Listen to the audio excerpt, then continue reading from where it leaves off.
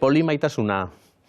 Hola, linguista batek aztertuko luke poli asko. Eta maitasuna, bakigu zer den, orduan, maitasun asko, maitasun bakarra baina askoren artean, zer da polimaitasuna?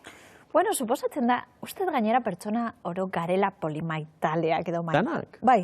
Batzuk oso izkutatu daukate eta esaten duzu, holako bihotz gogorra dauka pertsona horrek ezin duela inor maitatu. Bai. Bai, holakorik ere badatarten. Bueno, bai. Oso gutxi zorionez. Ze normalean maitatzen ditugu pila bat pertsona, ez? Eta kapaz gara pila bat pertsona maitatzea. Baina egia da polimaitasunaren inguruan hitz egiten dugunean ematen du, hortaz ari garela bakarrik bikote erlaziotan, baimen ematen diogula gure buruari, pertsona bat baino gehiago maitatzeko, ez? Orduan, kasu horretan maitatu alditugu pila bat pertsona, maila berean antza, bikote bezala. Ja, begira, zure Aromas liburuan, zure lehen eleberrian, zorrotzekin argitaratutako horretan, bada, eta spoilerrik ez dute egingo, baina ez, polimaitasuna praktikatzen duen personarik, ez dakit polimaitasuna praktikatu egiten da edo bizi egiten da? Bueno, nik esango nuke bizi, ez? Bizitzeko modu bat dela eta azkenean maitasuna ikusteko modu bat, ez? Nola ikusten duten maitasuna.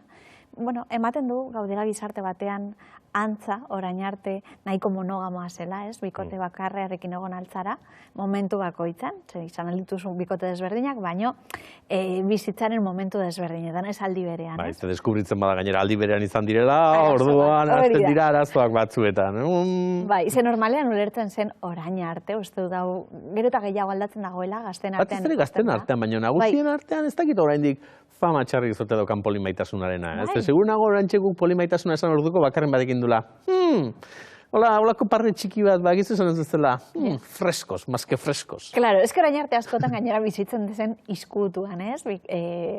Zerbait bazegoen hor, izango zen maitaleren bat, baino ez pertsona guztik ezagutzen dutela, askotan ezagutzen direla hien artean bai, ez? Eta jakitea, zure bikotea beste pertsona horrekin dagoela izaten erlazio bat, batzutan non dauden topaketa erotikoak edo ez, non konpartitzen dituzten genitalak edo ez, gero pertsona bakoitzak egiten dau edo sortzen ditu euren kontratu ikusita non dauden mugak, ez? Claro, ze polimaitasuna izan daiteke, pentsatzen dut, era askotakoa, aipatu duzu, batzutan pentsa dezake, bueno, sexua bakarri baldin bada, adar jartze batzu dira. Gero izena jarriko diozu polimaitasuna, baina adarra jartzea da. Claro, hor ez da inbeste, zer egiten duzun beste pertsona horrekin, baizik eta zer nolako harremana dagoen edo osatzen den, bertako eragile desberdinen artean, ze eragilei ere izena jartzen zaie, ez da? Binkuloa edo nola da, ez? Atxiki, ez dakit, euskeraz berba da, hendik atzeratuagoa gaude, eta izenik ere ez diogu topatu, ez? Baina, karo, polimaitasuna ari garenean, aipatu beharko da, batek esan dezake, bale, bikote ireki bat, ez? Nun zuta biok elkarri maite dugu, baina gero norberak bere kabuz nahi duena egin dezake, hori da polimaitasuna. Edo izan daiteke, baina ez du zertan. Hori da, izan daiteke, baina ez du zertan. Ze badauzkazu batzuk, non agian izan ditzazke beste erlazio bat bikotetik kanpo, baina askotan ez dute konpartitzen edo ez dakite ze pasatzen den, baina egia da polimaitasunean askotan ematen direla binkulo horiek edo lotura horiek batzutan luzatzen dira denboran bebai, eta ez da bakarrik topaketa genital bat, ez? Batzutan bikote irekitan ematen du, hori, agian izan ditzazkezula beste topaketa erotiko batzuk, beste pertsona batzukin, baina agian ez duzu konpartitzen zure bikotearekin. Desberdindu egiten duzula nolabait, nire bikotearekin da maitasuna eta beste da sexua. Hori da. Maitasuna nire bikotea. Hori da, eta batzutan hola daukate markatua bebai, ez? Askotan, kontratu batzutan ere ikusi daiteke nola ezin den errepikatu pertsona berarekin topaketa bat baino gehiago, ez emateko justo atxikimendu hori, ez emateko lotura hori, eta printzipioz hori ematen du bikotea jarraitzen duela nahiko babestuta. Baina egia da polimaitasunean ematen duela, bikotea beti dagoela babestuta, ze azkenean hor bai egon behar dela oso importantea dena urko da komunikazioa. Claro. Komunikazioa izan behar da beti oso argia, ez egoteko azkenean ez sortzeko beldurrak, ze batzurtan haian sortuko dira, baina behintzat, saiatzeko beldur horiek zaintzen. Zehitzgakoetako bat izan daiteke zuk aipatu duzu kontratua. Eta kontratua zari garenean berba ez gara papera zari, hori ere bakar batek igual paperan jarriko du, baina bada nolait ere zutabion arteko tratu bat edo hitza bat, ez? Nik hitza eman du eta hau egingo duela eta hori nolait errespetatu behar da. Hori da, eta printzipioz, badaude batzuk, agian egiten dituztela paperean bebai, eta normalean egiten dena bai da, berri ikusi behar dela, azkenean kontratuan jarritako puntu horiek ikusteko oraindik ere egokitzen diren bikotearen momentura edo, agian esaten dute, egongo zea beste pertsona batekin, baino nola konpartituko ditugu denborak. Hori askotan zailtasun bat, zenba denbora pasatuko duzu oporrak, pasatuko dituzu beste bikotearekin, edo pasatuko dituzu norekin, pasatuko dituzu oporrak edo astebukaerak. Eta hori guztia askotan, jun behar dira ikusten, eta gian, denboraren poderioz hori ikusten dut ere, non dauden zailtasunak edo non dauden bikotea zaintzeko beharrak bai. Bakarren bat pentsatzen ariko da, bai, klaro, bat maitatzeak ez dit, nahiko lan ematen, eta baina hasiko naiz zer, eta 3 edo 4 maitatzen. Pereza. Zailtasunaz ari garela, zein da zailtasunik handiena? Niri bururatzen zait, jeloskortasunarena izan daitekela bat.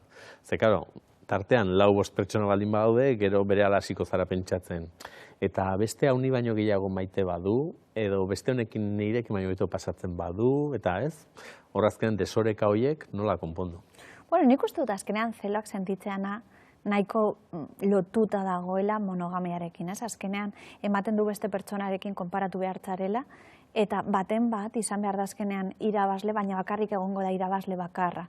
Polimaitasunean ulertzen da azkenean pertsonak maila berean egongo direla, eta beste pertsona batekin konparatzen bazara ere, azkenean ez da egongo galtzailerik, ze guztiak dira irabazle, ez? Orduan, nik uste dut azkenean ikusi behar dela zelan kontrolatu zelo horiek, ikusita pertsonak ez duela zertan erabaki behar zeinekin dagoen gustorago, ze pertsona bakoitzak emango dizkio gauza desberdin batzuk eta guztiak dira oso aberasgarriak ere. Claro, hori zailtasuna, ze propaganda egin beharko bagenuke eta alde honak azpimarratu beharko bagenituzke, akaso bururatzen zait osagarritasunarena, alegia pertsona honek ematen ez diran zerbait, beste honek eman diezadake, edo beste 3. batek, 2 hauek ematen ez didatena, orduan hartara, nolabait esateko erosketak egitera joan eta erosi beharrean arraia edo aragia, esaten duzu batek emango dit arraia eta bestak aragia. Hori da abantai bat. Baina hortarako aukerak eta egin behar da. Eta jakin, baina, karo, baten bila baldin bazoaz, besteak ematen ez dizulako utxune hori betetzeko, hor nolabait ere azten da desabantaiarekin. Ez, baina bida, ez da zer pasatzen, lagunekin nola egiten dugu, ez? Agian dauzkazu lagun batzuk parrandan ateratzeko eta beste batzuk zinemara juteko edo ez dakitzere egiteko.